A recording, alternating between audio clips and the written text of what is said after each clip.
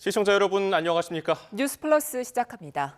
최상목 대통령 권한대행이 헌법재판관 2명만 우선 임명하겠다는 입장을 밝혔습니다. 나머지 1명은 여야 합의가 확인되는 대로 임명할 거라고 덧붙였습니다. 야당 주도로 국회를 통과한 김건희 여사 내란 일반 특검법에 대해서도 제2요구권, 즉 거부권을 행사하기로 결정했습니다.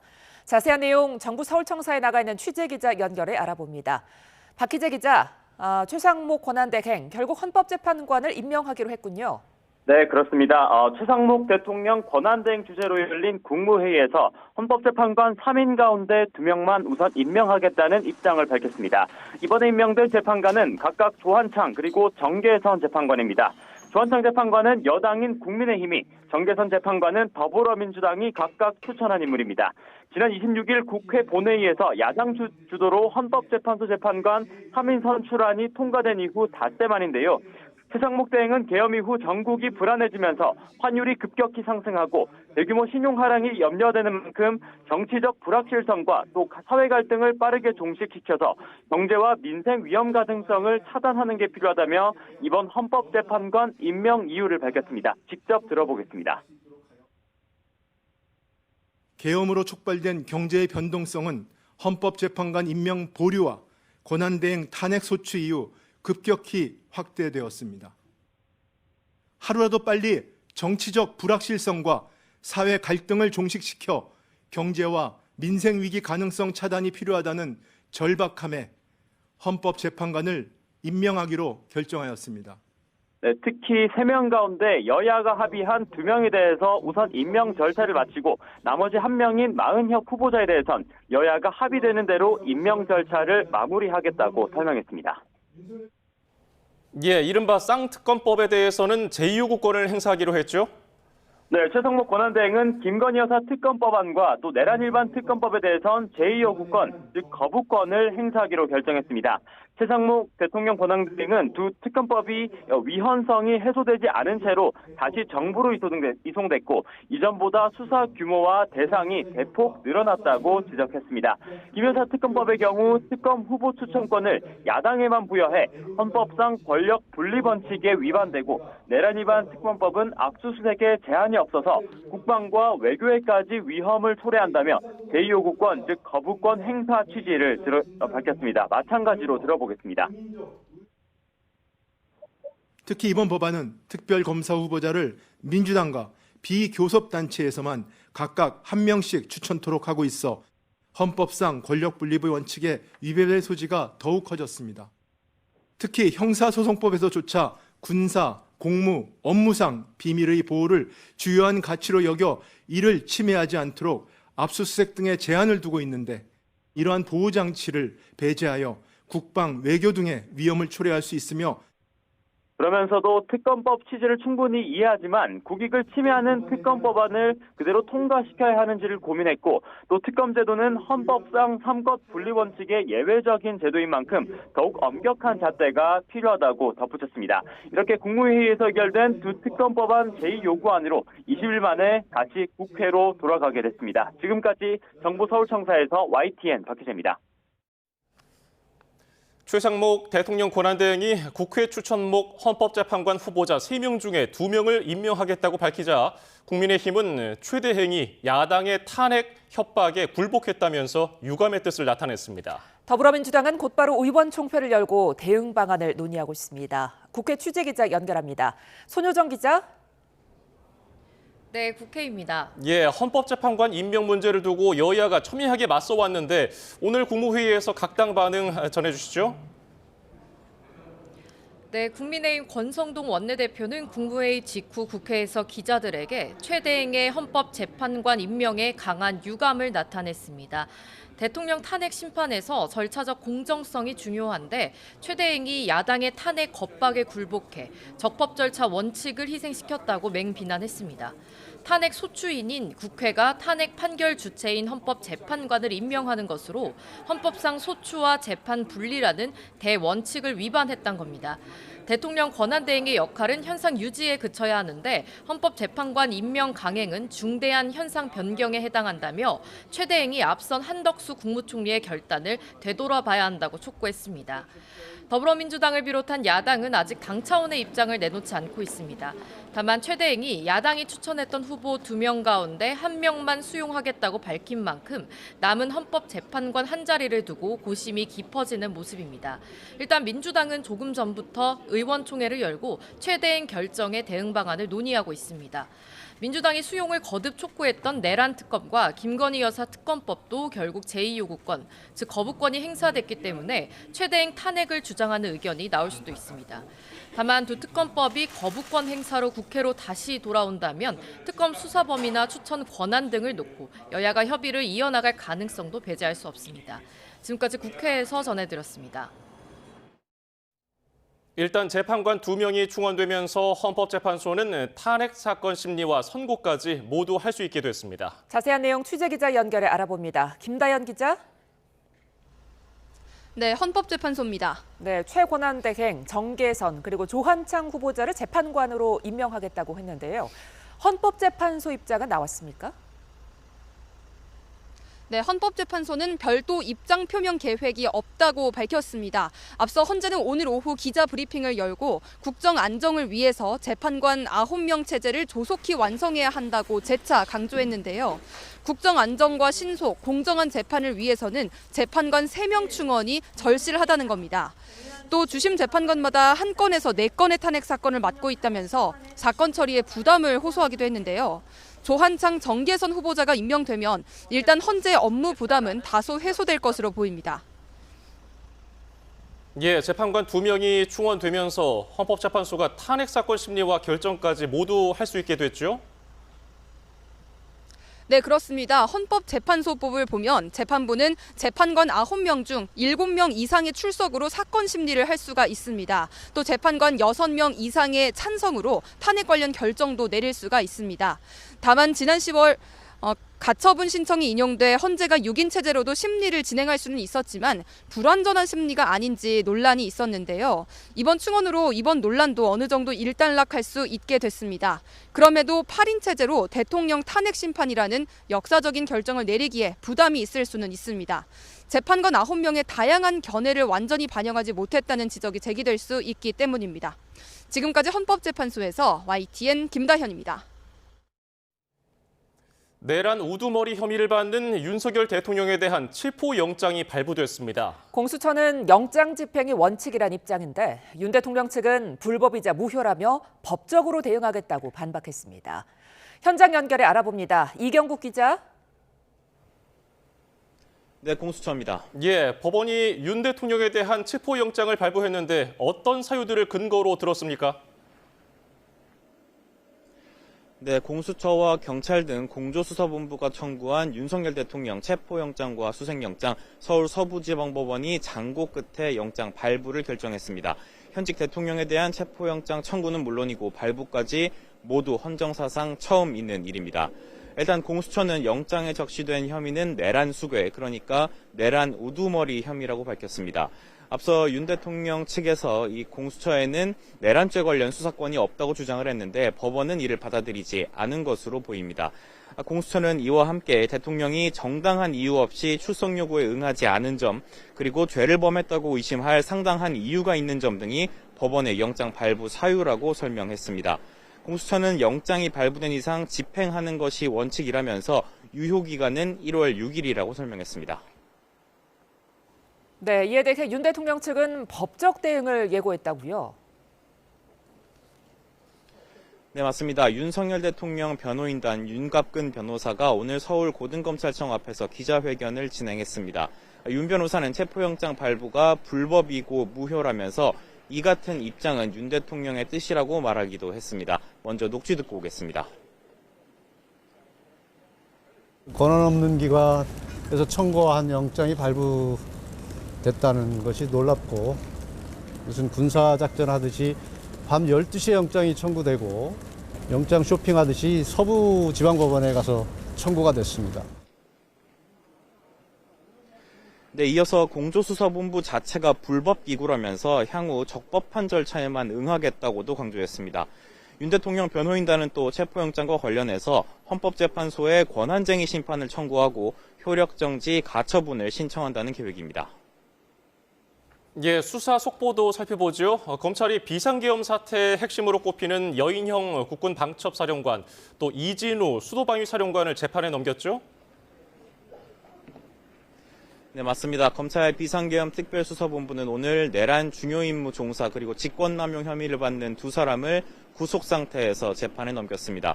먼저 여인형 방첩사령관은 김용현 전 국방부 장관에게 우원식 국회의장 그리고 민주당 이재명 대표, 한동훈 당시 국민의힘 대표 등 10여 명의 체포와 구금 지시를 받은 뒤에 실제로 체포조를 편성하고 운영한 혐의를 받고 있습니다. 이진우 수도방위사령관은 국회 봉쇄 계획을 세우고 계엄 해제 의결을 방해하려 한 혐의입니다. 검찰은 이진우 사령관 휴대전화 메모도 공개했는데 계엄 선포 하루 전 김용현 전 장관에게 공포탄 불출 그리고 대테러 초동조치부대 투입 등을 보고했던 것으로 조사가 됐습니다. 이어서 쇠지렛대 등 문을 부수는 도구, 국회 해산이 가능한지 등을 검색했던 사실도 함께 드러났습니다. 검찰은 구속 만기가 다가오는 곽종군 육군 특수전사령관과 박안수 전 계엄사령관 그리고 문상호 정보사령관 등도 차례로 기소하겠다는 방침입니다. 지금까지 공수처에서 전해드렸습니다. 윤석열 대통령에 대한 체포영장이 발부되면서 한남동 대통령 관저 인근은 긴장감이 고조되고 있습니다. 윤 대통령은 탄핵소추안이 국회를 통과한 이후 계속해서 관저에 머문 걸로 전해졌는데요. 취재기자 연결해 현장 분위기 살펴봅니다. 신규혜 기자.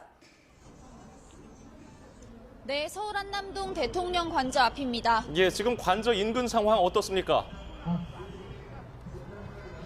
네, 윤 대통령에 대한 체포영장이 발부된 이후 관저 주변에는 팽팽한 긴장감이 감돌고 있습니다.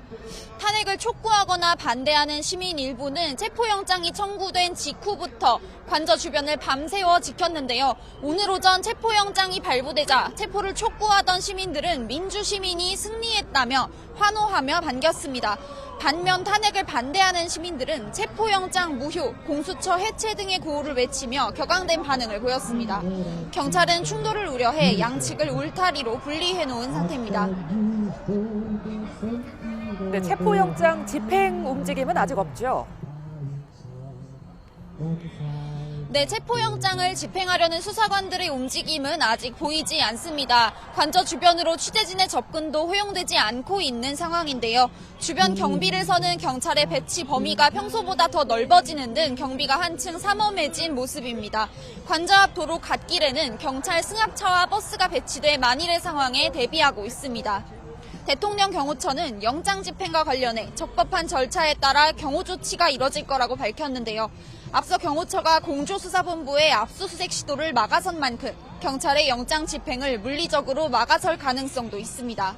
경찰은 일단 인파가 늘어날 것을 대비해 관저 앞에 모인 시민들을 상대로 질서를 유지하는 데에 우선 집중하고 있습니다. 지금까지 서울 한남동 대통령 관저 앞에서 YTN 신기혜입니다. 오늘 오후 서울 목동에 있는 전통시장에 차량 한 대가 돌진해 10여 명이 다쳤습니다. 사고 현장에 취재기자 나가 있습니다. 윤웅선 기자, 현장 상황 전해주시죠. 네, 제가 나와 있는 곳은 서울 목동 깨비시장입니다. 좌우로 상점들이 마주보면서 길게 늘어서는 구조인데요. 차량이 휩쓸고 지나가면서 한쪽 방향 상점들 앞에 있는 가판이 모두 사라져버렸습니다. 경찰과 소방당국은 출입 통제선을 치고 구호 조치를 마쳤고 현재는 모든 환자를 이송한 상태입니다. 보시다시피 상인들과 구청 공무원들이 막바지 정리 작업을 벌이고 있습니다. 시장에 있는 상점으로 검은색 승용차가 돌진한 건 오늘 오후 3시 50분쯤입니다. 소방당국은 현재까지 13명 정도가 다친 것으로 확인됐다며 인명피해 규모는 바뀔 수 있다고 설명했습니다. 13명 가운데 4명이 중상인 것으로 전해졌습니다. 사고를 목격한 제보자는 YTN에 차량 한 대가 시장 골목길 아래로 내려오면서 사람들을 친 뒤 건물을 들이받고 나서야 멈췄다고 전했습니다.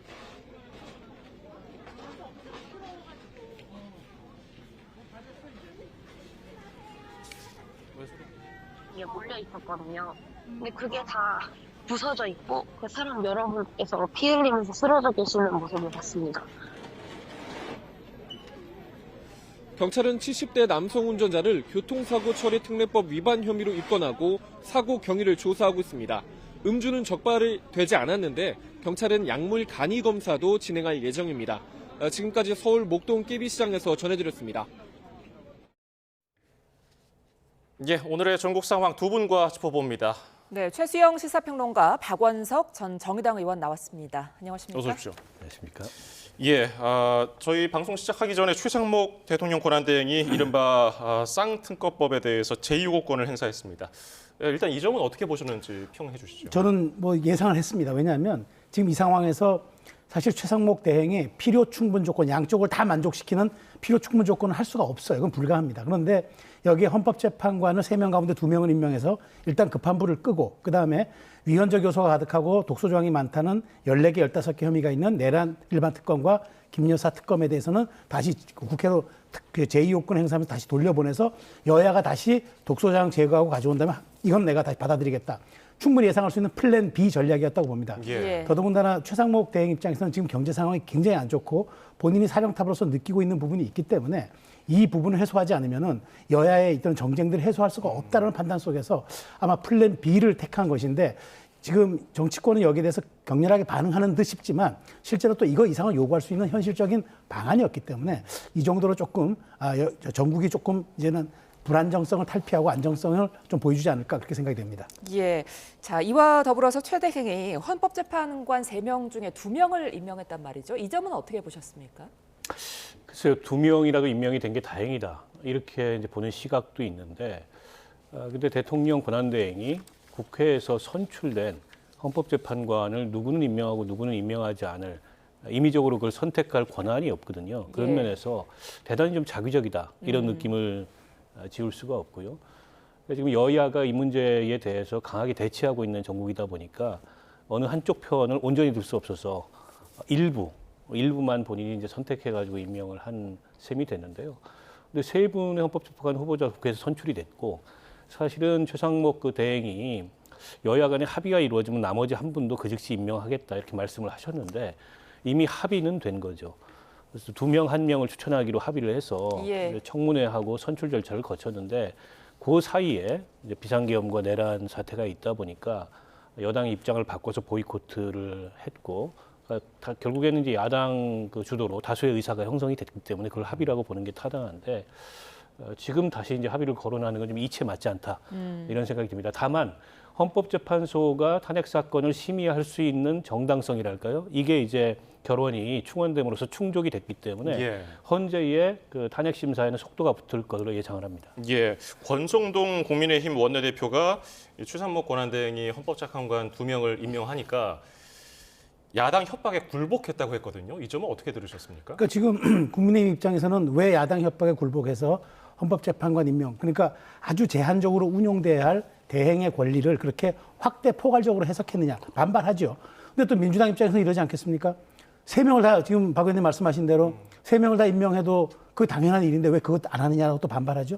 그러니까 제가 말씀드린 대로 이게 플랜 B 성격이었고, 일종의 필요 충분 조건이라면 필요 조건만 일단 급하게 하자는 건데, 그렇다고 지금 이미 대행이 임명한 건을 국민의힘 입장에서 다시 되돌리라고 할 수는 없는 겁니다. 이미 이거는 불가역적 상황이 됐기 때문에 국민의힘 입장에서는 아마 이런 식으로 이제 그 민주당의 좀 공세에 대행이 좀 이렇게 굴복한 것 아니냐 식의 정치적 메시지를 내는 거지, 그 이상의 사실 국회에서 또 국민의힘이 할 수 있는 방안과 방법은 없습니다. 그런 측면에서 놓고 본다면 이제 저렇게 겉으로는 굉장히 좀 부당하다고 격렬하게 좀 반발하는 듯한 모습을 보이겠지만 실제로는 지금 사실 국가 애도 기간이기도 하고, 그런 측면에서 과도한 정쟁을 더 확산하기에는 둘 다 부담이 있고, 특히 국민의힘은 집권 여당 아니겠습니까? 그런 측면에서 최 대행이 좀 안정적으로 조기에 착근할 수 있도록 도와주는 역할을 해야 되기 때문에 오늘 이상의 메시지는 더 나오지 않을 것으로 생각이 됩니다. 예, 이렇게 2인이라도 임명을 하게 됐으니 이제 줄탄핵은 조금 멈출 수 있을까요? 그렇죠. 오늘 최상목 대행이 특검법에 대해서는 거부권을 행사했고, 원론적인 의미에서 보면 대통령 권한대행이 이런 대통령의 적극적 권한 행사라고 할 수 있는 그런 거부권 행사가 맞느냐, 이 문제의식이 있을 수 있습니다만, 지난번 이제 한덕수 그 권한대행 탄핵 이후에 여러 가지 전국의 불안정성이 더해지고, 또 국가의 대외 신인도나 또 뭐 경제 안정이나 이런 문제가 발생할 수 있다는 우려들이 커지고 있지 않습니까? 이 상황에서 대통령 권한대행이 특검법 거부권을 행사한 것은 비판의 소지가 있지만, 그렇다고 또 여기서 탄핵을 한다면 또 다른 이제 전국 불안의 요소가 될 수 있기 때문에 야당에서도 그렇게까지는 하지 않을 걸로 예상이 되고요. 또 거부권 행사한 법안이 여기서 끝이 아니고 제2를 하게 되면 또 제2 표결이 이루어지게 되고 거기서 또 이게 어떻게 될지 모릅니다. 지난번 제2 당시에 김건희 특검법 같은 경우에는 2표가 모자라 가지고 부결이 됐거든요. 예. 이번에는 또 이제 그 재표결이 이루어졌을 때 상황이 어떻게 변화할지 모르는 상황이기 때문에 그것만 가지고서 권한대행을 또 탄핵시키는 건 굉장히 부담스러운 상황이 아닐까 싶습니다. 예. 자, 그런가 하면 오늘 오전에 법원이 윤석열 대통령에 대해서 체포영장을 발부했습니다.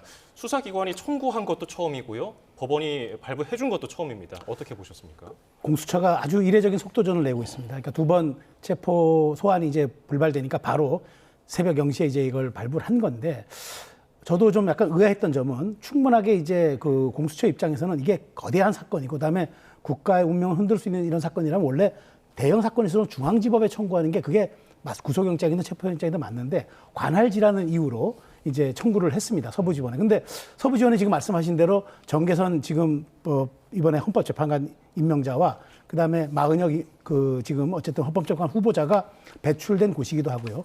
그 이런 측면에서 놓고 본다면은 뭔가 전략적으로 좀 선택지를 고르지 않았느냐 그런 측면에서 윤 대통령 측에서는 이게 왜 쇼핑하느냐, 사법 쇼핑하느냐고 이제 얘기를 한 건데 어찌됐건 발부를 했습니다. 근데 그렇다면 이게 이제 수사는 진척되고 이제 6일까지로 이제 체포영장의 기한이 적시돼 있기 때문에 그 안에 소환을 시도하겠지만 과연 또 이게 좀 물리적으로도 가능할 것이냐.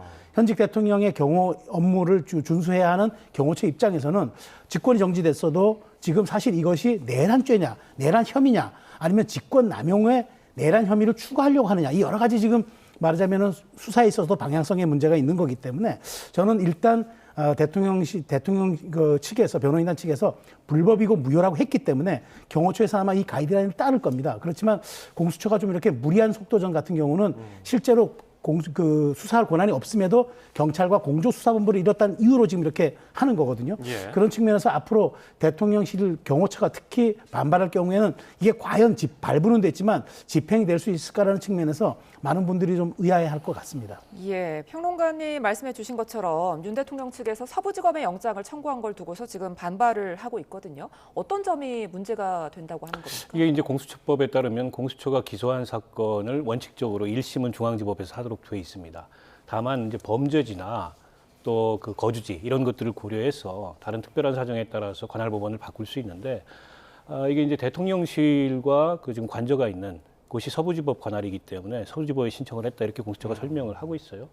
거기에 특별한 이유가 있어 보이지는 않습니다. 다만 이제 지금 윤 대통령 측에서는 어쨌든 공수처의 영장 청구, 법원의 발부 이걸 전부 지금 부정하고 거부하려다 보니까 그런 논리를 제시하는 것 같은데 크게 타당성이 있는 것 같지는 않고요. 예. 그러니까 영장 신청에서 영장 발부까지 33시간이 걸렸습니다. 좀 이례적으로 긴 시간이었고 보통은 반나절 내에 체포영장 같은 경우 발부가 되는데 이렇게 이례적으로 긴 시간 동안 법원이 고심을 한 이유는 대통령이기 때문이기도 하지만 그 대통령 측에서 제기하고 있는 수사권 문제, 이 문제에 대해서 심도 있게 아마 들여다본 게 아닌가 싶습니다. 그러나 이제 이전의 전례들처럼 이게 이 직권남용의 관련 범죄로서 내란죄를 수사하고 또 그에 근거해서 영장을 발부하는 게 문제가 없다 이런 판단을 내렸기 때문에 불법적인 그 기관에 의해서 영장 청구 자격이 없는 기관에서 영장이 신청됐다라는 윤 대통령 변호인 측의 항변은 법원에 의해서 이미 기각됐다 이렇게 볼 수 있을 것 같습니다. 예.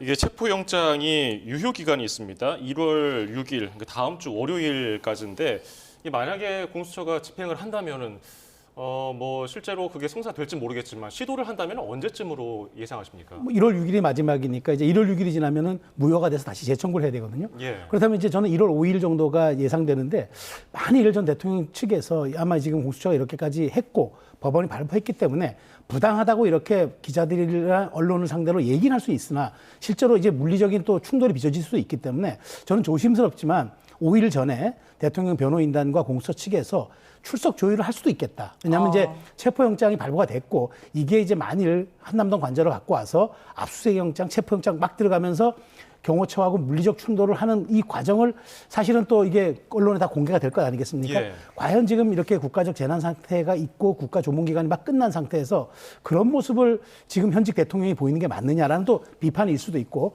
공수처 입장에서도 너무 대통령에게 현직 대통령이 그리고 아직까지 주요 관련자들이 혐의만 확정됐지 대통령이 이렇게 급하게 체포하고 소환할 이유가 무엇이 나는 또 이렇게 의견이 있을 수 있기 때문에 이 점에 대해서 또 부담이 있을 수도 있어요. 체포영장은 발부됐지만 그런 측면에서 양측이 정면으로 충돌하는 모습을 보이기에는 서로 좀 부담이 있다고 봤을 때 조금 물밑 조율을 통해서 차라리 그러면 포토라인을 좀 만들어 놓고 정제된 상황 속에서 출두하는 방법도 저는 선택지가 플랜 B로 있을 수 있다고 봅니다. 그런 측면에서 지금 아직 새해가 지나고 나서 아직 3, 4일의 시간이 좀 있기 때문에 저는 아마 변호인단과 공수처 측에서 좀 대화를 가동시키지 않을까 싶어요. 왜냐하면 마지막까지 이게 그 마지노선을 넘어서 양측이 물리적 충돌이나 대결 혹은 영장 집행을 놓고 격돌하는 모습은 이거는 피하는 게 좋겠다는 아마 정무적 판단도 있을 거로 저는 예측이 됩니다. 예, 자 헌정 사상 초유의 일이 지금 일어난 건데요.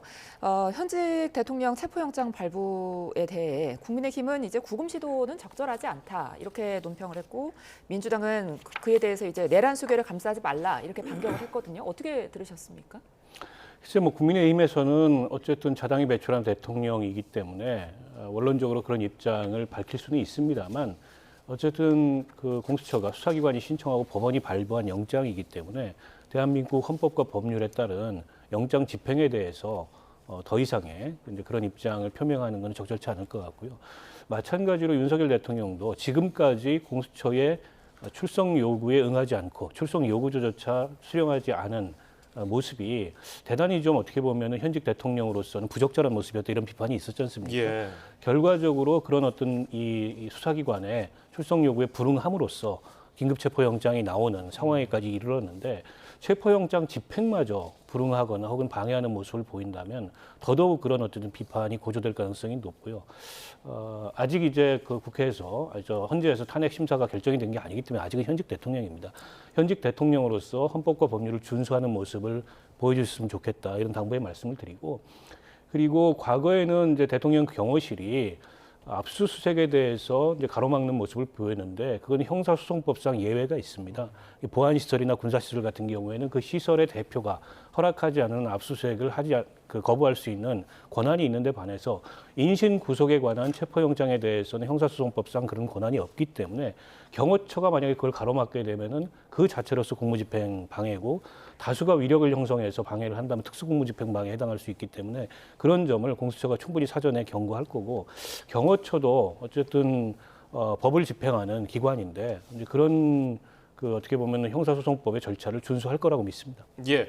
그런가 하면은 비상계엄 내란 혐의 국회 국정조사 계획서가 본회의를 통과했습니다. 특위는 45일 동안 활동할 예정인데 이 범위가 어떻게 됩니까? 범위는 지금 굉장히 큽니다. 그러니까 대통령실, 국방부 관할 이번에 그 내란 혐의가 있다고 예상되는 모든 기관들이 전부 대상이고요. 45일 동안 이제 수사를 합니다. 그런데 이제 여기에서 이제 의혹 일체를 조사한다 그랬는데 사실 정확한 국정조사 말하자면 이 제목을 놓고도 좀 갈등이 있었어요. 여기 이제 내란 국정조사로 하자는 에 대해서 국민의힘이 내란 혐의는 아직까지 확정되지 않았기 때문에 그래서 내란 혐의 국정조사로 했기 때문에 앞으로 조사 범위를 둘러싸고도 이게 혐의이기 때문에 여기까지 가야 한다. 예. 내란이 이제 주요 관련자들이 이미 저렇게 진술했기 때문에 여기도 들여다봐야 한다.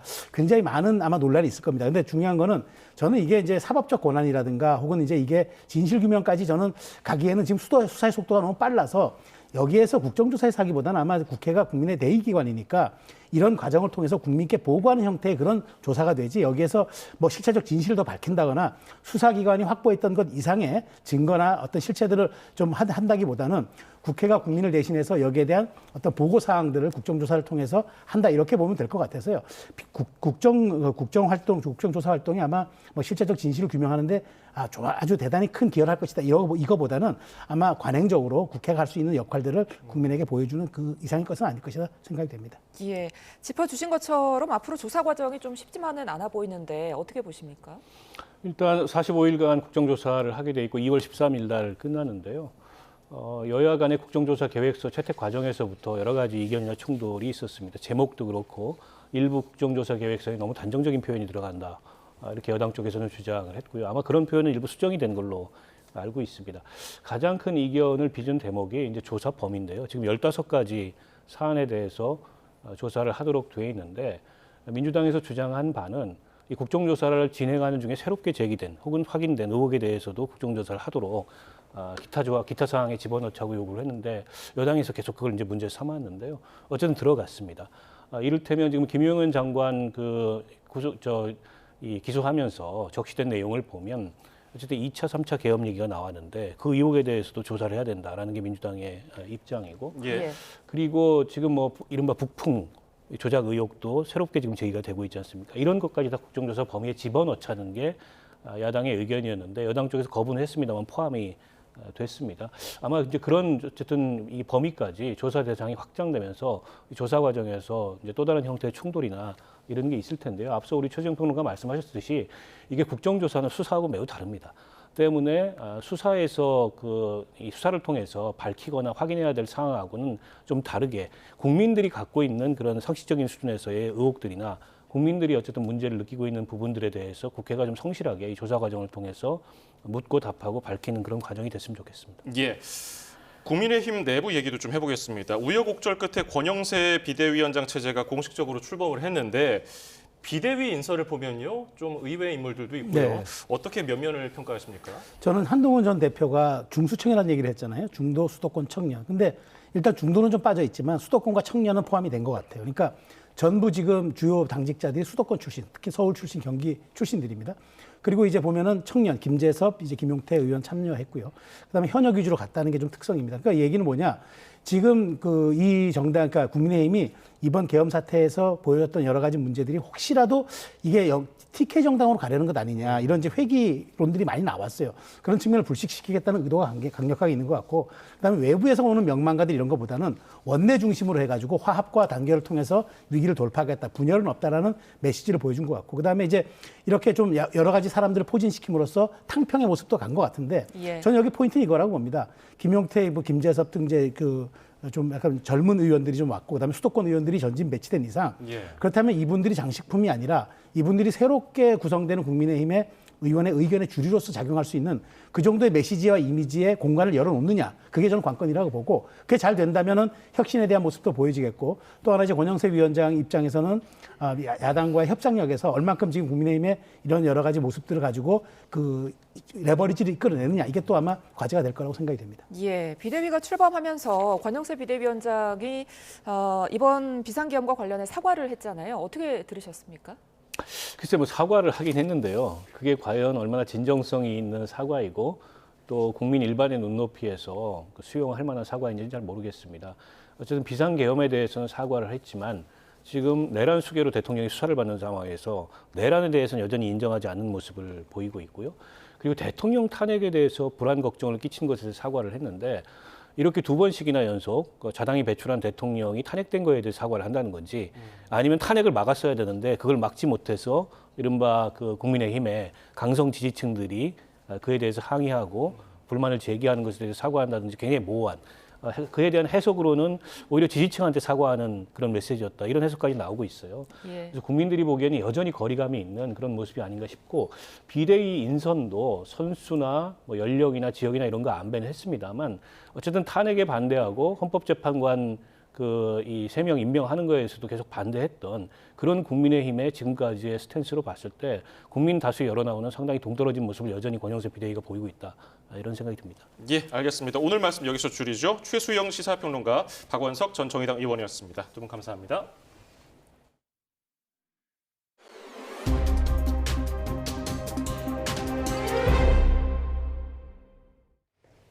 제주항공 여객기 참사 희생자들의 유류품 하나까지 찾기 위한 수색이 오늘도 이어졌습니다. 이런 가운데 국토교통부는 미국 측 전문가와 함께 합동조사단을 꾸리며 이번 참사 원인 조사에도 속도가 붙을 걸로 보입니다. 배민혁 기자입니다. 179명이 희생된 제주항공 여객기 참사 현장에 대한 수색이 이어졌습니다.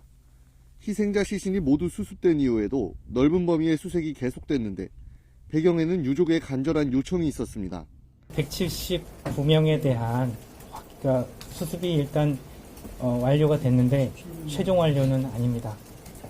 그 유족들께서는 유류품 하나도 남기지 말고 가볍게 여기지 말고 수습을 해달라는 말씀을 주셨고요. 그런 만큼 이른 아침부터 야간까지 수색하고 있지만 단기간에 마무리하기는 어려울 것으로 보입니다. 사고 현장을 보존하고 유류품 등이 훼손되는 것을 막기 위해 중장비 동원이 제한되기 때문입니다. 수색 당국은 최대한 신속하고 꼼꼼하게 수색을 완료할 계획입니다. 이런 가운데 이번 참사 원인을 조사하고 있는 국토부는 미국 측 전문가들과 합동조사단을 구성했습니다. 우리 측 조사팀은 미국 국가교통안전위원회 소속 전문가와 보잉사 관계자 등 8명과 함께 사고 현장부터 살펴봤습니다. 현장에 남아있는 기체 잔해와 흩어진 모습 등을 파악하며 사고 원인을 규명할 만한 단서가 있는지 증거 수집에 나선 겁니다. 기초 현장 조사를 마치는 대로 김포공항에 있는 시험 분석센터로 이동해 자세한 조사를 이어갈 방침입니다. 합동조사단이 구성돼 본격적인 조사에 나선 만큼 참사 원인을 규명하는 데에도 속도가 붙을 것으로 보입니다. YTN 배민혁입니다. 이번 여객기 참사 피해를 키운 큰 원인의 하나로 지목되고 있는 무안공항의 로컬라이저 문제가 커지고 있습니다. 설치 규정에 문제가 없다던 국토부의 설명과 달리 설치 매뉴얼 기준에 맞지 않는다는 지적이 강력히 일자 국토부가 답변 보류로 입장을 바꿨습니다. 취재기자 연결해 알아봅니다. 김기봉 기자, 로컬라이저 설치 기준 위반 의혹 논란 어떻게 진행되고 있습니까? 예, 로컬라이저 시설물에 대한 논란은 이번 사고 이후에 계속되어 왔는데요. 오늘 오후 마지막 브리핑에서 국토부는 관련된 모든 질문에 즉답을 피하며 추후로 돌렸습니다. 무안공항의 로컬라이저 설치가 규정을 위반한 것 아니냐는 지적에 대해 국토부는 관련 규정을 더 확인해 보겠다며 한 발 물러선 것인데 설치 규정상에는 아무 문제가 없다던 오늘 오전까지의 입장에서 바뀐 것입니다. 국토부는 그동안 공항시설법에 세부 지침을 들어 공항 부지에 있고 장애물로 간주되는 모든 장비나 설치물은 부러지기 쉬운 받침대에 장착해야 한다고 규정되어 있지만 로컬라이저는 활주로 종단 안전구역 밖의 시설물이기 때문에 적용되지 않는다는 입장이었습니다. 하지만 국토부의 항행안전시설 보호업무 매뉴얼 중 이착륙장 설치 기준에는 정밀 접근 활주로의 경우 로컬라이저가 설치되는 지점까지 활주로 종단 안전구역을 연장해야 한다고 규정되어 있습니다. 또 활주로 종단 안전구역의 길이를 결정할 때는 활주로 이전에 착륙하거나 또는 지나치는 경우를 충분히 아우를 수 있도록 고려해야 하는데 로컬라이저가 통상 첫 번째 장애물이 되기 때문에 활주로 종단 안전구역은 이 시설까지 연장해야 한다라고 명기되어 있는 사실이 밝혀지자 입장을 바꾼 것입니다. 원래 로컬라이저의 안테나는 활주로와 고도가 동일해야 하는데 무안공항의 경우 활주로가 끝난 뒤 아래로 땅에 경사가 져 있지만 충분한 복토를 하지 않은 채 250m 떨어진 지점에서 갑자기 수평을 맞추려다 보니 2m 높이의 콘크리트 둔덕을 세울 수밖에 없었던 것으로 분석되고 있습니다. 무안공항의 로컬라이저 설치에 문제가 있다는 결론이 나올 경우 공항 설계자와 시설관리 감독자에게도 책임이 따를 것으로 보입니다. 예, 사고 경위를 밝혀줄 블랙박스 조사는 어떻게 진행되고 있습니까? 네, 2개의 블랙박스 가운데 일단 음성 기록 장치에서는 정보 추출을 시작했다고 국토부는 밝혔습니다. 음성 기록 장치는 마지막 2시간 동안의 모든 교신 내용이 기록되어 있기 때문에 이 장치의 조사만으로도 사고 경위의 상당 부분이 밝혀질 것으로 기대됩니다. 또 하나의 블랙박스인 비행 기록 장치는 커넥터가 분실된 상태여서 정보 추출이 가능한지를 검토하고 있는 상태로 전해졌습니다. 하지만 정보 추출 가능 여부가 언제 확인될지는 아직 알 수 없는 상황입니다. 이런 가운데 국내 사고조사관 11명과 미국 합동조사관 8명이 사고 현장 조사를 하고 있는데 아직 현장에서 추가로 나온 소식은 없는 것으로 전해졌습니다. 지금까지 YTN 김기봉입니다. 예, 제주항공 여객기 참사에 대한 사고 원인 규명에 관심이 쏠리고 있는데요. 관련 내용을 정윤식 가톨릭 관동대 항공운항학과 교수와 짚어보겠습니다. 어서 오십시오. 네, 반갑습니다. 예, 방금도 기자 연결해서 질문을 했지만은 로컬라이저 방위각 아래쪽에 네. 있는 둔덕 그리고 콘크리트 구조물 네. 이게 이제 규정 위반된 거 아니냐 이런 네. 지적이 있는데 어떻게 보시는지요? 지금 현재 국토부와 이제 일반적인 그 전문가들의 해석상의 차이가 좀 났던 건 사실인 것 같습니다. 예. 저도 처음에는 구조물은 로컬라이저 시설이 아닌 지하 시설로서 받침대라는 그런 개념이었다고 보는데 실질적으로 점점 생각해 보면서 그게 시스템화 시킨다 그러면 그 받침대도 로컬라이저 일부로 봐야 되는 거 아닌가. 그래서 약하게 만들어져야 되는 거 아닌가 하는 이런 좀 생각까지도 하고 있는데요. 지금 현재 만약에 저게 그런 장애물로서 나타났다 그러면 이번 사고에 또 확대하는데 상당히 영향을 미쳤다 이렇게 좀 보고 있습니다. 예, 이와 더불어서 무안공항의 종단 안전구역 자체도 기준보다 좀 짧았다 이런 지적도 나오거든요. 예, 그게 이제 원문의 그 용어 정의에 대한 좀 문제가 있는데요. 그 반드시 해야 되는 상황과 이제 권고사항, 리코멘드에 대한 그 용어정인데요. 그 권고사항은 사실 안 할 수도 있다 이런 건 아니고요. 안 하게 될 경우 반드시 무슨 이유가 있어야 되는 거거든요. 그래서 예. 그 이유를 적절히 제공을 하면 국제공항으로서 인가를 받을 수가 있거든요. 그래서 인가해주는 당국에서도 아마 그 적절한 이유를 이해를 했을 것이기 때문에 이렇게 된 건데요. 지금은 그런 이해나 뭐 인가의 문제가 아니고 이미 우리가 예측하지 못한, 사실 예측을 못했기 때문에 그런 걸 만들어낸 거거든요. 예. 예측하지 못한 사건이 일어났기 때문에 이제는 알고 있는 사건이지 않습니까? 그래서 무안공항을 비롯하여 지금 여수나 포항이나 이러한 유해 지금 시설이 되는 곳에서는 어쨌든 지금 예산을 즉시 투입해서라도 바로 이제 안전이 좀 강화된 그걸로 좀 변경을 해야 되는 거지. 그게 우선이라고 좀 생각합니다. 예, 안전을 강화하는 데 있어서 또 하나 언급되는 장치가 국내 공항에는 없는 것으로 알려져 있는데요. 항공기 이탈 방지 장치라는 게 있습니다. 네. 이게 추가되면 어느 정도 좀 이런 상황에서 도움이 되겠습니까?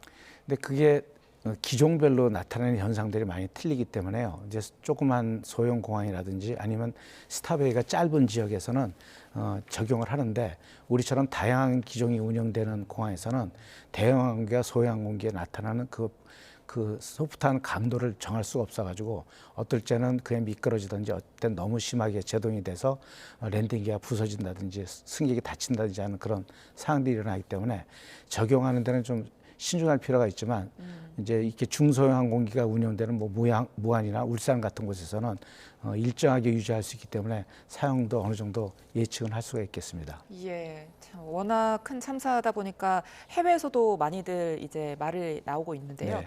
외신에서 활주로 근처에 콘크리트 구조물이 있는 게 좀 이해하기 어렵다 이런 네. 지적이 많더라고요. 왜 굳이 콘크리트로 지금 세웠을까요? 안테나가 바람에 흔들리거나 그러면 안 되기 때문에 굉장히 정밀한 장비거든요. 예. 그러다 보니까 튼튼한 지지대가 필요한 거죠. 아. 그래서 이거는 어떤 면에서는 국토부의 초기 해석은 지하에 있는 지지대로 본 거죠. 우리가 뭐 가로등을 설치하면 가로등 밑에 콘크리트 이렇게 지지대가 있지 않습니까? 예, 예. 그런 의미로 생각하기 때문에 이건 장애물이나 로컬라이저 시설이 아니다 이렇게 아마 해석했는데 실제 나타나는 현상은 장애물로서 나타나고 실제 결과도 또 그런 결과를 일으키기 때문에 그러니까요. 좀 지금 새로운 개선책 내지는 재검토를 좀 하고 있는 것 같습니다. 예, 저희가 여러 가지 사고 당시 제보 영상을 보면은 안타까운 점이 물론 랜딩 기어, 그러니까 바퀴가 내려오지 않은 것뿐 아니라 역추진 장치라든지 날개가 이렇게 서면서 좀 제동을 돕는다든지 다른 제동 장치도 함께 작동하지 않았거든요. 네. 이 점은 어떻게 분석하고 계십니까? 그러니까 역으로 그 분석된 내용, 그 관찰된 내용을 보면 역으로 해석을 하면 아 이래서 엔진이 두 개가 다 작동이 안 됐구나 하는 그런 결론으로 도달됩니다. 또 그게 실제 조류에 의해서 엔진이 부작동된 건지 우연찮게 하나는 조리고 하나는 그 사이에 우연찮게 엔진이 고장이 난 건지 또는 다른 이유에서 고장이 난 건지 그거를 모르겠지만은 어쨌든 엔진이 둘 다 부작동됐을 때 전기 시스템과 랜딩 기어 시스템, 프랩 시스템, 역추진 장치, 우리 에어브레이크 시스템 이런 것들이 동시에 그렇게 일어나게 돼 있습니다. 그래서 우리 전문가들이 생각하기에는 두 엔진이 다 고장났을 가능성이 크다 이렇게 좀 해석하고 있습니다. 예, 자 지금 또 한 가지 우려가 나오는 게 이런 비상 상황이 발생했을 때 항공기에 남아 있는 유류를 이제 버려서 어떤 사고가 더 커지는 거를 막기도 한다고 하잖아요. 네. 그런데 이 사고 기종에는 그런 기능이 없다고 하더라고요. 예, 이건 좀 소형 기종에 해당되기 때문에 예. 연료를 공중에서 이렇게 버리는 덤프 시스템이 없습니다. 예. 주로 덤프 시스템은 이륙해서 문제가 됐을 때 그때 다시 이륙공항으로 회항할 때 그때 쓰는데요. 이미 이 비행기는 방콕서부터 5시간 반 이상을 날아왔기 때문에 실제 잔여 시간이 한 30분 정도의 그런 비행 시간밖에 없었을 겁니다. 그래서 연료 자체가 이 비행기에 더 화를 키웠다 하기에는 좀 무리 있는 해석이고요. 예. 또 덤프 시설이 없는 장치가 없는 비행기들은 공중에서 채공하면서 소모를 시킵니다. 더 급할 시에는 그냥 비행기 무거운 상태로 오버웨이트 랜딩을 해서 항공기나 활주로를 다시 한번 점검하는 그런 상태로 돼 있습니다. 예. 그리고 블랙박스가 지금 규명하는 데 가장 중요한 역할을 할 텐데 일부 뭐 커넥터라고 하는 부분이 문제가 있어서 비행 기록 장치 데이터를 잘 못 볼 것 같다 이런 얘기도 있어요. 네. 어떻게 전망하십니까? 예, 그만의 커넥터만 고장 났다 그러면 사실 분해만 하면 그 선을 다시 그 기판, 메모리 기판으로 연결하는 건 어렵지는 않습니다. 예. 그래서 그거는 큰 손상은 아닐 것이다 이렇게 생각하고요. 더 많은 손상이 입었어도 충분히 데이터를 추출할 수 있기 때문에 실제 과거 사례를 봤을 땐 큰 문제가 아닐 것이다 이렇게 생각합니다. 예, 알겠습니다. 오늘 말씀 여기까지 듣죠. 정윤식 가톨릭 관동대 항공운항학과 교수였습니다. 말씀 잘 들었습니다. 네, 감사합니다.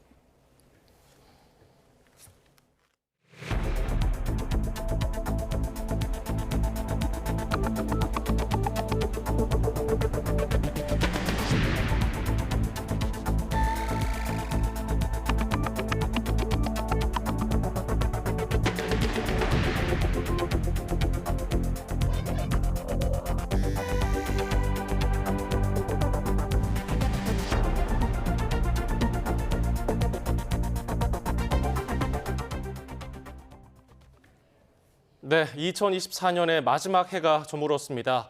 새해 첫날인 내일 심한 추위는 없겠고 동해안을 중심으로 선명한 해돋이를 볼 수 있겠습니다. 기상캐스터 연결합니다. 이혜민 캐스터. 네, 서울 남산에 나와 있습니다. 네, 2024년 마지막 해가 저물었는데요. 남산 분위기 어떻습니까?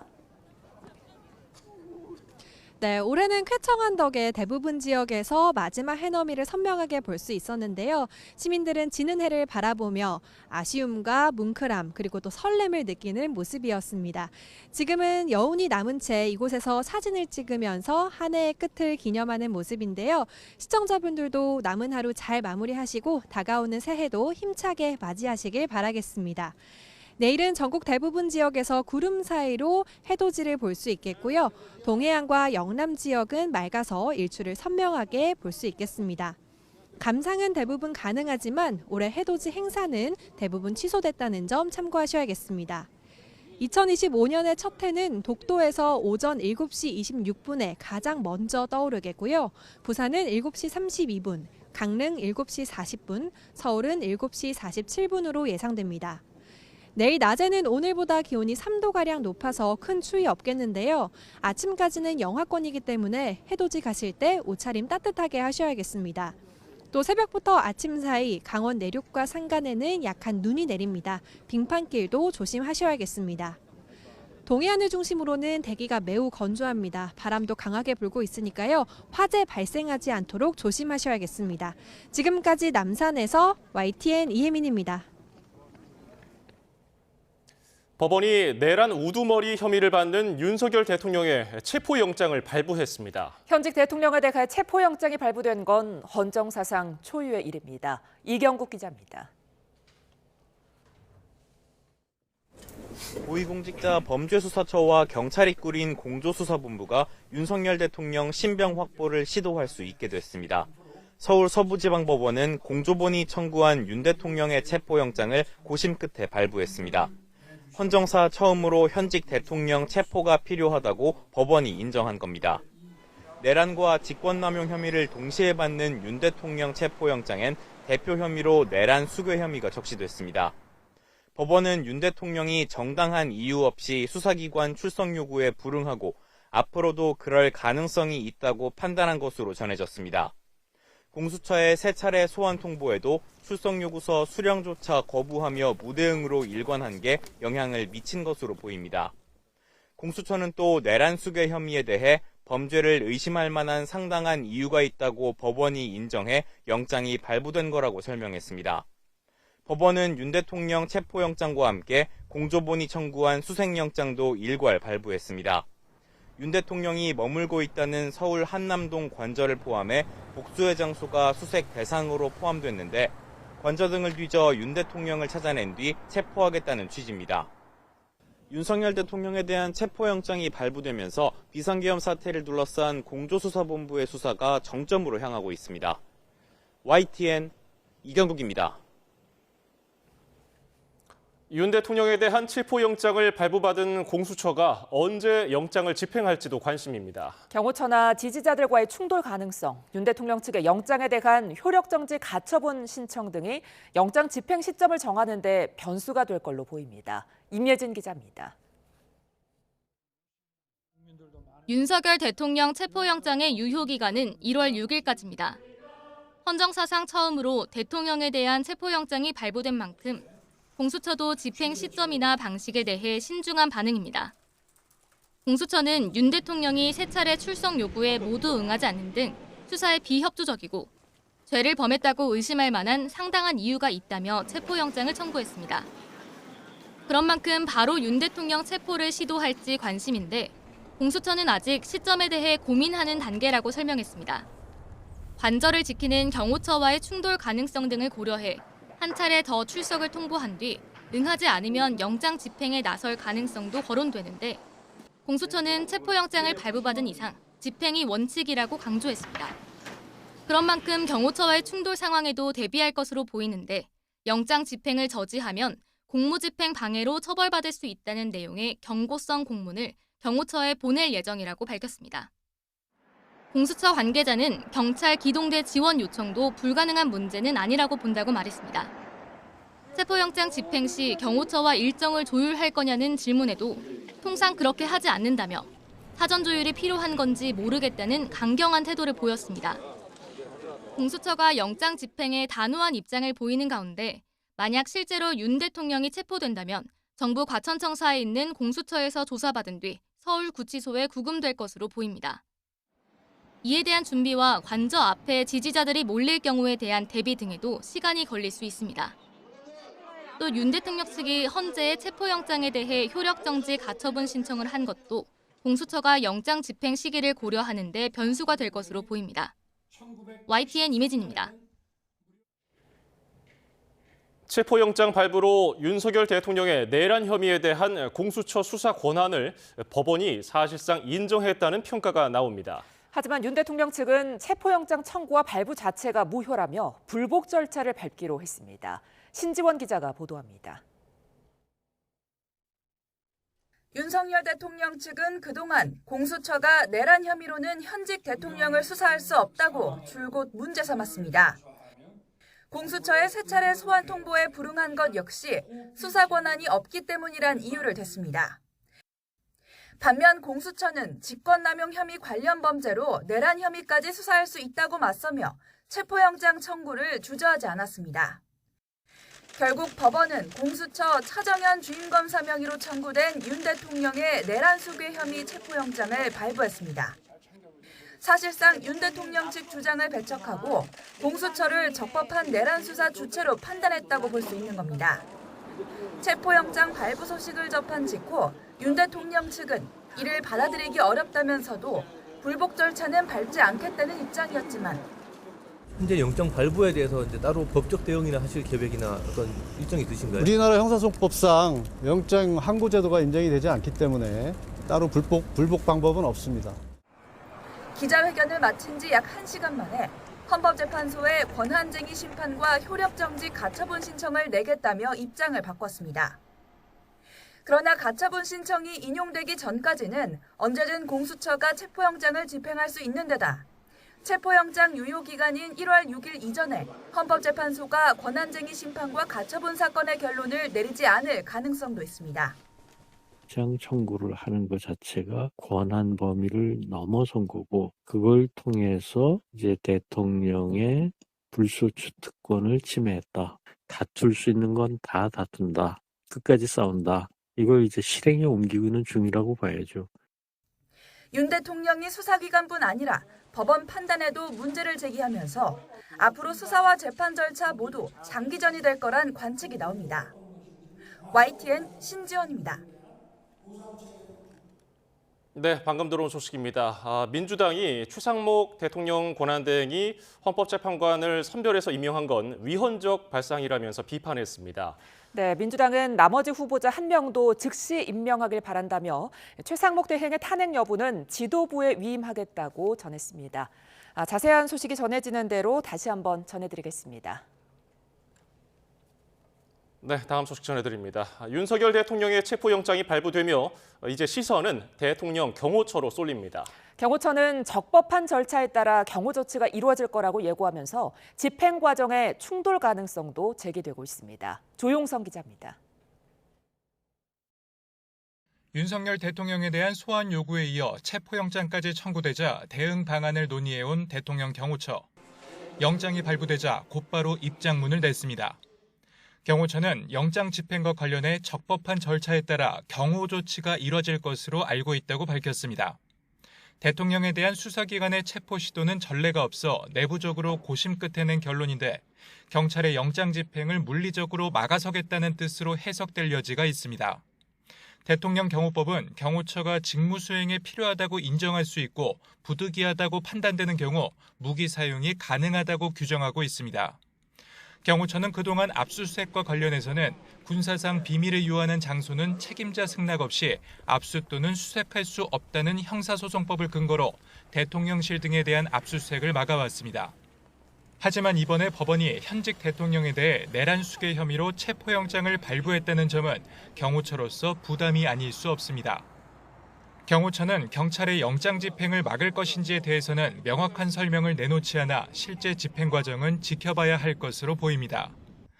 수사에 당당히 맞서겠다면서도 소환 조사를 피해온 윤 대통령이 자발적으로 관저에서 나오지 않으면 영장 집행이 차질을 빚을 수도 있는 겁니다. 저를 탄핵하든 수사하든 저는 이에 당당히 맞설 것입니다. 법적, 정치적 책임 문제를 회피하지 않겠다고 이미 말씀드린 바 있습니다. 대통령 경호처와 달리 대통령실은 체포영장 발부에 별다른 입장을 내지 않았습니다. 윤 대통령에 대한 수사와 헌법재판소의 탄핵 심판에 관여하지 않고 이에 대응하는 변호인단과 별도로 연락도 하지 않는다며 말을 아끼고 있습니다. YTN 조용성입니다. 국민의힘 권성동 원내대표는 윤석열 대통령 체포영장이 발부된 것을 두고 체포영장이란 비상수단을 통한 현직 대통령 구금 시도는 적절치 않다고 비판했습니다. 권 원내대표는 원내대책회의 뒤에 기자들을 만나 긴급 체포영장은 증거인멸이나 도주 우려가 농후할 때 발부하는 거라며 이같이 말했습니다. 이어서 비상계엄 관련 인사조사가 거의 다 완료된 상태이고 국격에 관한 문제인 만큼 수사기관이 신중을 기했으면 좋았을 거라며 아쉬움을 드러냈습니다. 더불어민주당은 윤석열 대통령 체포영장 발부는 사필 규정이고 자업자득이라며 공조수사본부가 신속하게 영장을 집행하라고 촉구했습니다. 조승래 수석대변인은 서면 브리핑에서 윤 대통령은 경호처를 방패 삼은 비겁한 농성을 멈추고 체포에 순순히 응하라며 이같이 밝혔습니다. 또 국민의힘 권성동 원내대표를 향해선 현직 대통령의 구금이 적절치 않다고 강변했다는데 언제까지 내란 수괴를 두둔할 셈이냐고 반문하며 수사를 방해하지 말라고 요구했습니다. 최상목 대통령 권한대행이 여야가 합의한 헌법재판관 2명만 우선 임명하고 남은 1명은 합의가 되는 대로 임명하겠다고 밝혔습니다. 정치적인 불확실성을 종식시켜서 경제와 민생에 닥칠 위기 가능성을 차단해야 한다면서 임명 이유를 설명했는데요. 또 김건희 여사 내란 일반 특검법에 대해서는 위헌성을 띈다며 특검법이 상권분립 원칙의 예외 제도인 만큼 더 엄격한 잣대가 필요하다고 국회로 돌려보냈습니다. 자세한 내용은 정부 서울청사 나가 있는 취재기자 연결해서 알아봅니다. 박희재 기자, 결국 최상목 권한대행이 헌법재판관을 임명하기로 했죠? 네, 그렇습니다. 오후 4시 반에 최상목 대통령 권한대행은 국무회의를 직접 주재하면서 헌법재판관 3인 가운데 2명만 우선 임명하겠다는 입장을 밝혔습니다. 그래픽으로도 나올 텐데요. 이번에 임명된 재판관은 각각 조한창 그리고 정계선 재판관입니다. 조한창 재판관은 여당인 국민의힘이, 정계선 재판관은 더불어민주당이 각각 추천한 인물입니다. 지난 26일 국회 본회의에서 야당 주도로 헌법재판소 재판관 3인 선출안이 통과된 이후 닷새 만인데요. 최상목 대행은 계엄 이후 전국이 불안해지면서 환율이 급격히 상승하고 대규모 신용 하락이 염려되는 만큼 정치적 불확실성과 사회 갈등을 빠르게 종식시켜 경제와 민생 위험 가능성을 차단하는 게 필요하다며 이번 헌법재판관 임명 이유를 밝혔습니다. 직접 들어보겠습니다. 계엄으로 촉발된 경제의 변동성은 헌법재판관 임명 보류와 권한대행 탄핵 소추 이후 급격히 확대되었습니다. 하루라도 빨리 정치적 불확실성과 사회 갈등을 종식시켜 경제와 민생 위기 가능성 차단이 필요하다는 절박함에 헌법재판관을 임명하기로 결정하였습니다. 네, 특히 3명 가운데 여야가 합의한 이 2명에 대해서만 우선 임명 절차를 마치고 조금 전 그래픽으로도 보셨듯 나머지 1명인 마은혁 후보자에 대해선 여야가 합의되는 대로 임명 절차를 마무리하겠다고 설명했습니다. 예, 그리고 조금 전에는 이른바 쌍특검법에 대해서 제2요구안을 제거했죠. 네, 그렇습니다. 조금 전 최상목 대행이 제2요구안을 제거한 것으로 파악됐는데요. 이로써 김건희 여사 특검법안과 내란 일반 특검법에 대해서는 거부권 행사가 확정됐습니다. 최상목 대통령 권한 대행은 두 특검법이 위헌성이 해소되지 않은 채로 다시 정부로 이송됐고 이전보다 수사 규모와 또 대상이 대폭 늘어났다고 지적했습니다. 최상목 대행이 두 특검법의 거부권을 행사한 이유 각각 들어보겠습니다. 특히 이번 법안은 특별검사 후보자를 민주당과 비교섭단체에서만 각각 1명씩 추천토록 하고 있어 헌법상 권력분립의 원칙에 위배될 소지가 더욱 커졌습니다. 특히 형사소송법에서조차 군사, 공무, 업무상 비밀의 보호를 주요한 가치로 여겨 이를 침해하지 않도록 압수수색 등의 제한을 두고 있는데 이러한 보호장치를 배제하여 국방, 외교 등의 위험을 초래할 수 있으며 네, 그러면서 최상목 대행은 특검 제도가 헌법상 3권 분립 원칙의 예외적인 제도인 만큼 더욱 엄격한 잣대가 필요하다고 덧붙였습니다. 두 특검법안 내용 짧게 정리해보면 내란 특검법은 지난 3일 윤석열 대통령이 선포한 비상계엄과 관련한 의혹 전반을 진상규명하자는 차원에서 수사하는 내용이 담겼고요. 김여사 특검법은 도이치모터스 주가 조작과 명품 가방 수수, 또 명태균 씨 녹취록 의혹 등을 비롯한 15가지 사안을 특검을 통해 수사하자는 내용이 포함됐습니다. 이렇게 국무회의에서 의결된 제2요구안으로 두 특검법안은 20일 만에 다시 국회로 돌아가게 됐습니다. 지금까지 정부 서울청사에서 YTN 박희재입니다. 국민의힘은 최상목 대통령 권한대행이 헌법재판관 일부를 임명한 데 강한 유감의 뜻을 나타냈습니다. 권성동 원내대표는 국회에서 기자들을 만나 최 대행의 결정은 야당의 탄핵 협박에 굴복한 거라며 잘못된 선례로 남을 거라고 비판했습니다. 또 현상 유지를 기본으로 해야 하는 대통령 권한대행이 헌법재판관 임명을 강행한 건 중대한 현상 변경에 해당한다며 최 대행을 향해서 한덕수 국무총리의 결단을 되돌아보라고 지적했습니다. 비상계엄 당시 윤석열 대통령 내란 혐의를 조사하기 위한 국회 차원의 국정조사가 앞으로 45일 동안 진행됩니다. 국회 상임위 차원의 대통령실 대상 현안 질의도 야당 주도로 의결됐습니다. 이준엽 기자입니다.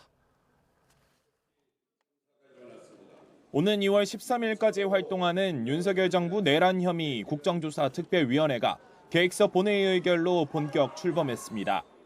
민주당 안규백 의원이 위원장으로 국민의힘 김성원, 민주당 한병도 의원이 각각 여야 간사로 선임됐습니다. 윤석열 정부의 비상계엄 선포를 통한 내란 혐의 진상규명 국정조사 계획서 승인의 건은 가결되었음을 선포합니다. 국조특위는 기관 보고와 현장 조사, 청문회 등을 거치게 되는데 비상계엄 과정과 적법성 여부, 주요 정치인 체포조 운영 등 계엄을 둘러싼 각종 의혹을 따져보게 됩니다. 대상 기관은 대통령실과 국무조정실 같은 계엄 관여 부처, 기관과 군조직, 경찰청과 대검찰청 등 계엄 수사기관이 모두 포함됐습니다. 비상계엄 사태 전반에 대한 철저한 진상규명을 통하여 책임 소재를 명백히 규명하고 재발 방지책을 마련하여 국민의 기본권을 보장하며 여야가 함께는 했지만 국정조사특위 이름을 내란으로 할 것인지 내란 의혹으로 할 것인지를 놓고 기싸움을 벌이기도 했습니다. 첫 회의에서 국민의힘은 국조계획서의 각종 표현과 조사 범위 등이 내란을 너무 단정하고 있다며 수정을 요구했습니다. 투입된 군 병력들이 국회의원들을 불법적으로 체포하기 위한 것이냐라는 부분에 대해서는 아직 정확하게 확인되지 않았다고 생각합니다. 반면 민주당은 계엄을 위한 북풍 유도 공작이나 2차 계엄 가능성 등 더 많은 의혹이 특위에서 다뤄져야 한다고 맞섰습니다. 정당화하기 위해서 북한 등 외부로부터의 안보 위협을 촉발 및 악용한 동향이 반드시 들어가야 됩니다. 이런 가운데 국회 운영위원회는 다음 달 8일 대통령실을 상대로 비상계엄 사태 현안 질의를 진행하기로 야당 단독으로 의결했습니다. 일단 국정조사에 첫 발은 뗐지만 여야는 일정 조율부터 규명할 의혹의 선정까지 사사건건 충돌할 가능성이 적지 않습니다. 특히 윤석열 대통령의 증인 채택 여부가 최대 쟁점이 될 것으로 보입니다. YTN 이준엽입니다. 비상계엄 사태 핵심 피의자로 꼽히는 여인영 국군 방첩사령관과 이진우 수도방위사령관이 재판에 넘겨졌습니다. 검찰은 이들이 국회와 선관위를 침탈하고 정치인 체포조를 운영하려고 했다는 의혹을 뒷받침하는 휴대전화 메모도 공개했습니다. 김태원 기자입니다. 비상계엄을 하루 앞두고 이진우 수도방위 사령관이 휴대전화에 작성한 메모입니다. 출동병력의 쇠지렛대와 망치, 톱부터 공포탄까지 휴대하게 하겠다는 내용이 담겨 있습니다. 문을 부수거나 열 수 있는 도구가 무엇인지, 국회 해산이 가능한지 등을 검색하기도 했습니다. 검찰은 이런 물증을 토대로 이 사령관이 사전에 국회 봉쇄작전을 준비하고 김용현 전 국방부 장관에게 보고했다고 봤습니다. 계엄사 합동수사본부장을 맡을 예정이었던 여인영 국군방첩사령관이 계엄 선포 이틀 전 작성한 휴대전화 메모도 공개됐습니다. 합수부를 반국가 세력 수사본부와 부정선거 여론조작 수사본부로 편성하고 주요 인사 체포조를 운영하거나 출국을 금지하겠다는 계획이 구체적으로 담겼습니다. 이처럼 여 사령관이 계엄 당시 민주당 이재명 대표나 국민의힘 한동훈 전 대표 등 10여 명의 체포 구금을 시도하고 병력 100여 명을 투입해 선관위를 장악한 뒤 전산 자료를 확보하려고 했다는 게 검찰 판단입니다. 검찰은 여 사령관과 이 사령관에게 내란 중요임무 종사와 직권남용 혐의를 적용해 구속 기소했습니다. 또 구속 만기를 앞둔 곽종군 육군 특전사령관과 박안수 전 계엄사령관 등도 차례로 재판에 넘길 예정입니다. YTN 김태원입니다. 비상계엄 사태를 주도한 혐의를 받는 김용현 전 국방부 장관의 재판이 다음 달 16일 시작됩니다. 서울중앙지방법원은 다음 달 16일 오전 10시 김 전 장관의 첫 공판 준비기일을 진행합니다. 공판 준비기일은 정식 재판에 앞서 피고인의 입장을 확인하고 증거조사 계획을 잡는 절차인데 피고인의 출석 의무는 없습니다. 검찰이 국방부와 육군 제2기갑여단에 대한 강제 수사에 나섰습니다. 검찰 비상계엄 특별수사본부는 오늘 계엄 당시 중앙선거관리위원회를 점거하고 직원 체포를 시도한 혐의로 국방부 조사본부와 제2기갑여단 관계자들의 사무실과 주거지 등을 압수수색하고 있습니다. 앞서 검찰은 내란 중요임무 종사 혐의로 구속된 노상원 전 정보사령관을 불러 구3회 2기갑여단장 등과 함께 계엄을 사전에 모의하고 부정선거 의혹에 관한 제2수사단 구성을 논의한 정황을 조사했습니다.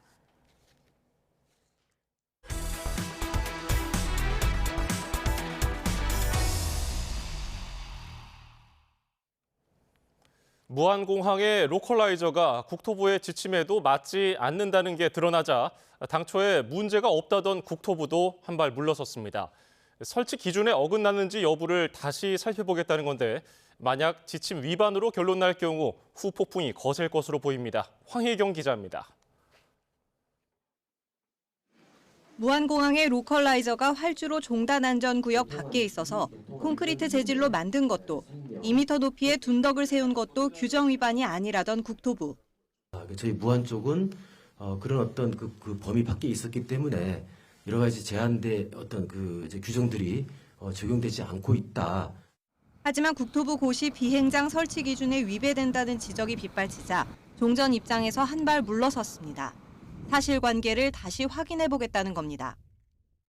지지물 그게 콘크리트를 써도 된다는 취지로 냈는데 21조를 적용하면 이게 잘못된 거 아니냐 그 취지지 않습니까? 예, 이해했으니까요. 저희가 확인하고 규정과 관계 확인하고 답변 드리도록 하겠습니다. 네.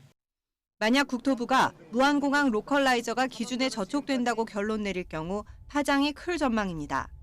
당장 공항 설계자와 관리 감독자에게 책임론이 따를 수밖에 없고 또 무안공항 외에도 국내 다수 공항에 콘크리트 재질을 포함한 로컬라이저가 설치된 만큼 재공사와 그에 따른 운항 차질도 예상됩니다. 책임 범위를 좀 희석화시키기 위한 그런 내용도 들었습니다. 여하튼 공항 내 활주로 주변 시설의 어떤 설치물들은 항공기가 만약에 부딪혔다 하더라도 피해를 최소화할 수 있는 그러한 재질 또는 구조로 장치가 돼야 되는 게 정상입니다. 이런 가운데 사고조사위원회는 블랙박스 가운데 비교적 상태가 양호한 음성기록 장치 분석에 들어갔습니다. 음성기록 장치에는 비행 마지막 2시간 동안의 모든 교신 내용이 기록돼 있기 때문에 이 조사만으로도 사고 경위의 상당 부분이 밝혀질 것으로 기대를 모으고 있습니다. 자료 저장소와 전원 공급 간 연결 부품이 분실된 비행 기록 장치의 경우 해당 부품 없이도 정보 추출이 가능한지 기술 검토를 벌이고 있습니다. YTN 황혜경입니다.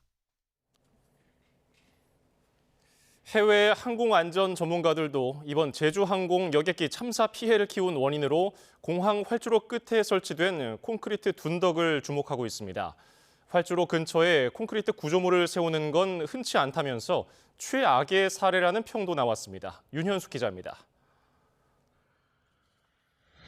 무안국제공항에서 동체 착륙을 시도했던 제주항공 여객기는 활주로를 벗어나 둔덕과 충돌하면서 폭발했습니다. 둔덕에는 여객기 착륙을 돕는 안테나 로컬라이저가 설치되어 있었는데 지면이 기운 탓에 콘크리트 구조물을 세워 수평을 맞췄습니다. 해외 항공안전 전문가들은 참사 피해를 키운 원인으로 이 단단한 콘크리트 둔덕을 주목하고 있습니다. 활주로 근처에는 항공기 충돌에 대비해 부서지기 쉬운 형태로 구조물을 세워야 한다며 흔치 않은 형태의 의구심을 나타냈습니다. That airplane could have stopped. People could have gotten off of it if they hadn't hit that concrete berm. Why was it there? 전직 항공기 조종사도 미국 언론과 인터뷰에서 공항 내 구조물 배치에 주목하면서 특이한 공항 설계를 많이 봤지만 이번 사례는 최악이라고 지적했습니다. 비상 착륙 당시 동체가 심각한 손상을 입지 않아 콘크리트 구조물이 없었다면 결과가 달라졌을 거라는 의견도 나왔습니다. The pilot couldn't get the flaps and gear down for the landing was not actually what caused the death of the passengers. The passengers were killed by hitting a solid structure. 9년 전 일본 히로시마 공항에서 발생했던 유사한 아시아나 항공기 사고도 재조명되고 있습니다. 당시에도 착륙 도중 활주로를 이탈한 항공기가 로컬라이저와 충돌했지만 그대로 부수고 지나가면서 멈춰섰습니다. 충돌 영향으로 엔진에 불까지 붙었지만 폭발 사고는 발생하지 않았고 탑승객 81명은 모두 생존했습니다. YTN 윤현숙입니다.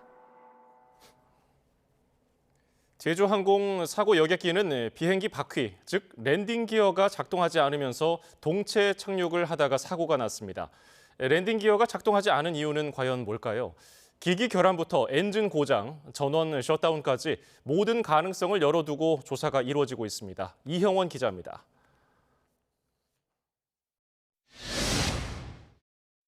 랜딩 기어는 비행기가 착륙할 때 속도를 제어하며 충격을 흡수하는 역할을 합니다. 사고기는 2차 착륙 과정에서 이 랜딩 기어가 작동하지 않았는데 일단 기기 자체 결함 가능성입니다.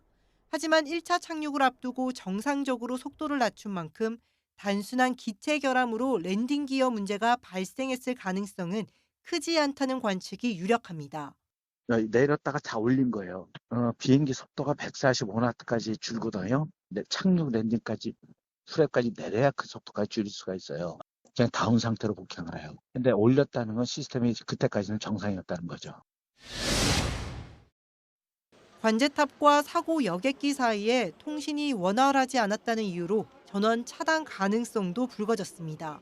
하지만 사고 직전 착륙 허가를 받는 등 무전이 이뤄진 점은 정기 개통 문제가 아니라는 근거가 될 수 있어 조사가 더 필요합니다. 교신 그 내용 전체를 그 통신 기록 같은 걸 보면서 이제 확인을 해야 이제 알 수 있는 그런 내용입니다. 어떤 시간대별로 통신이 이루어졌는지 안 이루어졌는지 어떤 상황이었는지. 현재까지 가장 설득력이 큰 가설은 양쪽 엔진 고장입니다. 셋대와 부딪혀 오른쪽 엔진만 고장났다면 왼쪽 엔진에 연결된 동력 전달 장치로 유압을 공급해 랜딩 기어를 내릴 수 있었을 것으로 추정되기 때문입니다. 양쪽 엔진이 모두 망가졌다면 수동으로 랜딩 기어를 내려야 하는데 문제는 시간입니다. 최소 1분 30초가 걸려 급박했던 사고 당시 이를 포기하고 동체 착륙을 결정했다는데 무게가 실립니다. 두 개 엔진이 다 정지해서 유압이 충분치 않다 그랬다면은 다른 방법으로 천천히 작동이 되지만 그 속도가 현저히 느려집니다. 급박하게 회항에서 돌아올 경우에는 그런 시간이 아마 충분치 않았을 거로. 랜딩 기어 먹통 원인이 오리무중인 가운데 국토교통부는 블랙박스 분석과 함께 관제탑과 사고기 교신 내용 등을 조사하고 있습니다. YTN 이영훈입니다. 제주항공 여객기 블랙박스의 일부 부품이 분실된 것으로 나타났습니다. 국토교통부는 오늘 오전 브리핑에서 블랙박스 표면 이물질을 세척한 결과 비행자료 기록 장치의 자료 저장 장치와 전원 공급 장치를 연결하는 커넥터가 분실된 상태로 발견됐다고 밝혔습니다. 국토부는 또 커넥터가 분실된 이유는 정확히 알기 어렵다면서 블랙박스의 나머지 부분은 외관상 파손 부위는 없다고 설명했습니다.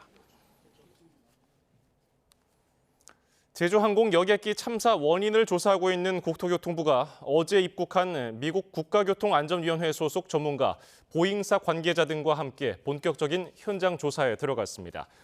국토부는 우리 측 사고조사관 11명과 미국 측 전문가 8명으로 구성된 합동조사단이 무안공항 사고 현장을 확인하고 있다고 밝혔습니다. 합동조사단은 우선 현장에 남아있는 기체 잔해의 상태와 분산 현황 등을 살피고 남은 부품에서 사고 원인을 가릴 단서를 찾는 등 증거 수집을 진행할 것으로 알려졌습니다. 국토교통부가 제주항공 여객기 사고 수습을 위해서 무안국제공항 폐쇄를 연장합니다.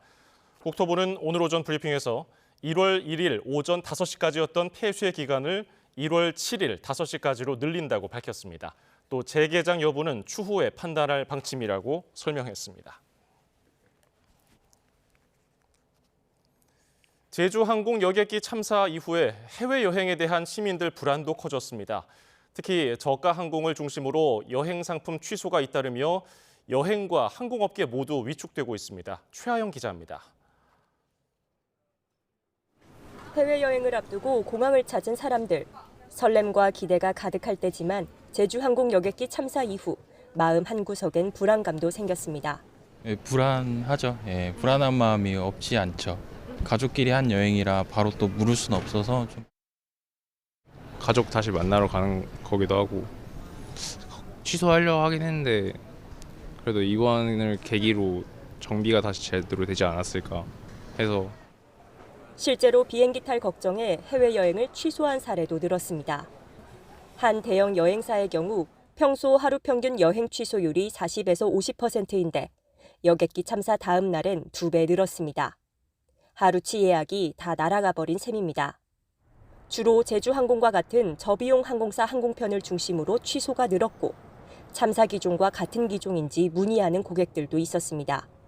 무안공항이 폐쇄되면서 일시적인 취소량이 많이 증가했고요. 저비용 항공사들이 전반적으로 좀 취소율이 좀 높게 나타나고 있었어요. 제주항공의 경우 참사 하루 만에 국내선과 국제선 항공권 6만 8천 건이 무더기로 취소됐습니다. 평소보다 당연히 취소량이 많을 수밖에 없다는 사실 말씀드리고 우리가 얼마큼 빨리 신뢰를 회복하느냐 하는 부분이 여행사들은 참사 이후 온라인과 홈쇼핑 등 모든 광고를 중단한 상태입니다. 여행 항공업계는 고환율 고물가로 수요가 위축된 상황에서 대형 참사까지 겹치면서 여파가 장기화하지 않을까 우려하고 있습니다. YTN 최하영입니다. 제주항공 여객기 사고 희생자의 첫 장례가 치러졌고 신원이 확인된 28명에 대해서도 시신 인도 절차가 진행됐습니다. 하지만 희생자 5명에 대한 신원 확인이 늦어지면서 가족들은 애가 타기만 합니다. 김기수 기자입니다. 제주항공 여객기 사고 희생자의 첫 장례 절차가 진행됐습니다. 신원이 확인된 4명의 시신이 광주와 서울 등으로 옮겨졌습니다. 또 추가로 확인된 28명에 대해선 유가족에게 시신 인도 절차가 진행됐습니다. 시신 인도와 장례 절차가 진행되자 유가족이 대기하던 공항 마지방 분위기는 또다시 무겁게 내려앉았습니다. 딸과 손녀를 잃은 유가족은 연말 식사를 준비하다 들은 사고 소식이 아직도 믿어지지 않는다고 말합니다. 이런 일이 생각도 못했어. 29일 아침에 도착하면은 우리 아들이 서울에서 있는데 연말을 맞이해서 와서 같이 식사를 하자고 준비를 하고 있는데. 여객기 사고로 하루아침에 부모님을 잃은 한 유가족은 현실을 받아들이려고 노력하고 있지만 가족과 시간을 보내고 있어야 할 연말 사무치는 그리움에 부모님이 벌써 보고 싶다고 말합니다. 처음엔 안 믿겼는데요. 지금은 이제 받아들이려고 하는데 그래도 이제 엄마 아빠가 보고 싶더라고요. 신원이 확인되지 않는 5명의 희생자는 정밀 DNA 검사가 필요한 만큼 경찰은 유가족의 추가 DNA를 채취해 대조 작업에 들어갔습니다. 유족분들의 DNA하고 우리 시신 희생자분하고 어떤 관계를 좀 더 확인해야 될 필요성이 있고, 또 이제 모계냐 부계냐에 따라 다르고 1촌이냐 뭐 3촌에 따라서 다릅니다. 그런 확인 절차 때문에. 다만 시신 훼손이 심한 것으로 알려지면서 정확한 신원 확인까지는 시간이 걸릴 것으로 보입니다. 일부 희생자들의 시신이 유가족에게 인도됐지만 여전히 신원이 확인되지 않은 희생자가 남으면서 가족과 함께할 수 없는 연말에 유가족들의 마음은 무겁기만 합니다. YTN 김기수입니다.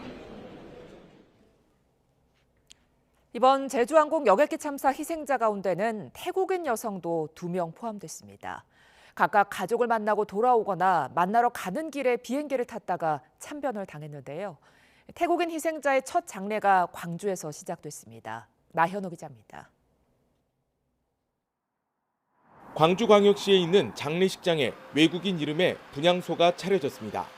태국에서 출발하는 제주항공 여객기에 탔다가 참변을 당한 40대 태국인 여성입니다. 하루 먼저 우리나라로 귀국해 사고를 면한 남편은 이 모든 상황이 침통하기만 합니다. 내일 아침에 보자고 평상시 하던 대로 그대로 금방 올 줄 알고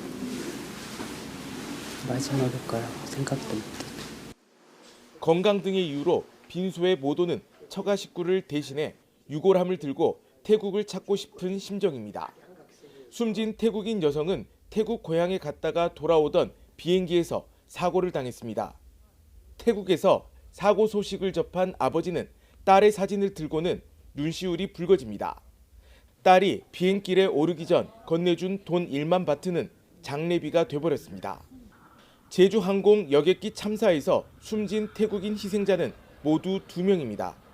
대학 졸업을 앞두고 항공사 승무원이 꿈이던 20대도 어머니를 만나러 비행길에 올랐다가 숨졌습니다. 정부와 지자체는 주한 태국 대사관과 함께 유가족 전담 공무원을 배치해 지원하고 있습니다. 불행한 사고로 목숨을 잃은 태국인 사연이 알려지면서 분향소에는 조문객 발길이 이어지고 있습니다. YTN 나연호입니다. 전국 17개 시도 88곳에서 여객기 사고 희생자를 추모하기 위한 합동 분향소가 운영되고 있는 가운데 서울시청 앞에 마련된 분향소에도 이른 아침부터 시민들의 발길이 이어졌습니다. 오늘 밤 예정됐던 보신각 타종 행사는 애도와 추모 분위기 속에서 엄숙하게 진행하기로 했습니다. 차정현 기자입니다. 서울시청 앞 여객기 사고 희생자 합동 분향소에 이른 아침부터 조문객들의 발길이 이어집니다. 국화꽃을 놓으며 애도를 표한 시민들은 혼란한 시국 속 발생한 대형 참사에 안타까움을 감추지 못했습니다. 집에만 있기에는 너무 좀 울적한 기분이 들어서 사고의 그 원인도 잘 밝혀졌으면 좋겠고, 또 이제 적절한 그 유가족들에게 위로와 이제 보상이 이루어졌으면 하는 마음입니다. 이 어려운 시기에 이런 사고를 나서 굉장히 마음도 안타깝고요. 저도 고향이 그쪽이라서 더더욱이나 마음이 더 아프고 짠합니다. 전국 곳곳에서 해넘이 해맞이 행사를 취소한 가운데 자정에 진행될 예정이었던 서울 보신각 제아의종 행사도 대폭 축소됐습니다. 사전 공연과 각종 퍼포먼스는 취소하고 애도와 묵념의 시간과 함께하는 엄숙한 타종식으로 새해를 맞이하기로 했습니다. 광화문 카운트다운 행사도 조명 공연을 취소하고 음향 없이 미디어 영상만 상영됩니다.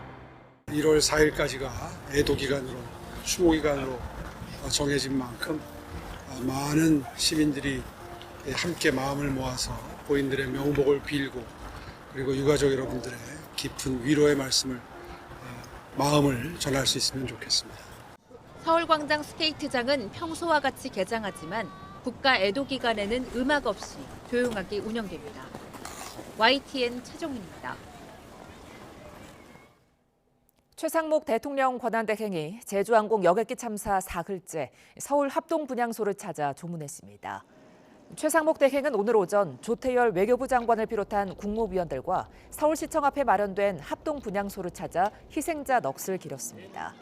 이어 시청 본관 앞에 마련된 조문록에 다시는 이런 아픔이 반복되지 않도록 안전한 나라를 만들겠다고 작성했습니다. 우원식 국회의장과 여야 대표가 제주항공 여객기 참사 희생자 합동분향소를 함께 찾아 애도의 뜻을 표했습니다. 우 의장은 국회 정문 앞에 설치된 합동분향소 브이록에 국민과 함께 희생자를 애도한다며 유가족의 아픔을 국회가 함께한다고 적었습니다.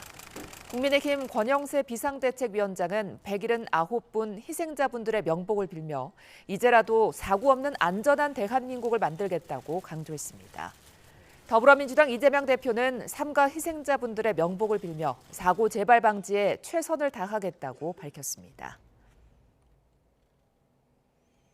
무안 현지에선 깊은 슬픔에 잠긴 유가족들을 위로하는 손길이 더 많아지고 있습니다. 전국 각지에서 모인 사람들이 자원봉사와 선결제에 나섰습니다. 윤지아 기자입니다. 몸집만한 솥 한가득 뜨거운 국물이 담겨 있습니다. 두꺼운 외투를 껴입고 국물을 호호 불며 한술 먹습니다. 이곳은 참사 피해자들을 위해 마련된 밥차. 유가족들에게 작은 힘이라도 되고자 전국 각지에서 발을 벗고 나섰습니다. 조금이라도 따뜻한 국물이나 밥을 좀 나눠드릴 수 있는 거에 대해서 저희가 좀 감사를 하고 조금이라도 위로 받으실 수 있었으면 좋겠습니다. 무료 커피를 두 손으로 꼭 안은 채 꽁꽁 언 손을 녹입니다. 이렇게 제공해 주는 게 너무너무 이르되고 너무너무 감사하고 크게 좋습니다. 유가족들의 슬픔을 조금이나마 위로하고자 사람들은 온정의 손길을 모았습니다. 공항의 한 식당 안에서 음식을 무료로 제공한다는 이야기를 들은 사람들이 신분을 밝히지 않은 채 너도 나도 이곳으로 물과 음식 등을 보내고 있는 겁니다. 이것도 오늘 누군지는 모르는데 이것도 보내주신 거고 저기 있는 물들도 오늘 들어온 거거든요. 선결제 전화를 직접 받은 생생한 순간도 전해졌습니다. 10인분 정도 이렇게 드리고 싶다 이런 분들이 한 7분, 8분 정도 돼서 그 금액이 좀 300만 원 정도. 작은 힘이나마 보태려는 시민들의 따스한 마음이 속속 전해지고 있습니다. YTN 윤지아입니다. 제주항공은 이번 여객기 참사와 관련해 동계 운항량을 감축해 안전성을 더욱 강화하겠다고 밝혔습니다. 김희배 제주항공 대표는 브리핑을 열고 승객 불편을 최소화하는 범위 안에서 내년 3월까지 운항량을 10에서 15% 감축해 안전대책을 강화하겠다고 말했습니다. 또 장례 진행 비용 등을 지원하고 있다며 유가족들의 생활 지원을 위한 긴급 지원금을 준비 중이라고 설명했습니다. 제주항공 여객기 참사 희생자들을 조롱하거나 비난하는 내용의 인터넷 게시글에 대해 경찰이 내사에 착수했습니다. 제주항공 여객기 사고 수사본부는 오늘 인터넷 커뮤니티 등에 올라온 희생자 모욕글에 대한 입건 전 조사에 나섰습니다. 문제가 된 글과 댓글에는 확인되지 않은 사실을 바탕으로 사고 희생자들과 유족들, 기장, 부기장을 조롱하고 비난하는 내용이 담겼습니다.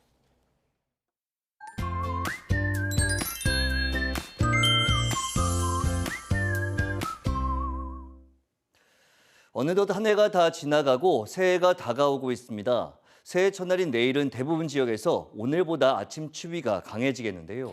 서울은 영하 1도로 오늘보다 추위가 덜하겠습니다. 다만 그 밖의 지역은 대관령이 영하 7도, 대구 영하 4도 등 오늘보다 기온이 내려가겠고 바람도 다소 강하게 불어서 춥겠습니다. 반면 낮 기온은 서울 8도, 광주와 대구 10도로 아침보다 10도 안팎으로 크게 올라 비교적 온화하겠습니다. 새해 첫 해는 오전 7시 26분에 독도에서 가장 먼저 떠오르겠고요. 서울에서는 7시 47분에 해가 뜰 것으로 예상되는데요. 해돋이는 동해안을 중심으로 선명하게 볼 수 있겠고 그 밖의 지역에서도 구름 사이로 감상할 수 있겠습니다. 다만 새해 첫 해돋이 행사는 대부분 취소됐고요. 그리고 강원 북부 내륙과 산간은 대체로 흐린 가운데 새벽부터 아침 사이 약하게 눈이 조금 내리는 곳이 있겠습니다. 이 점 참고해 주시기 바랍니다. 또 동해안에는 대기가 무척 메말라 있는데요.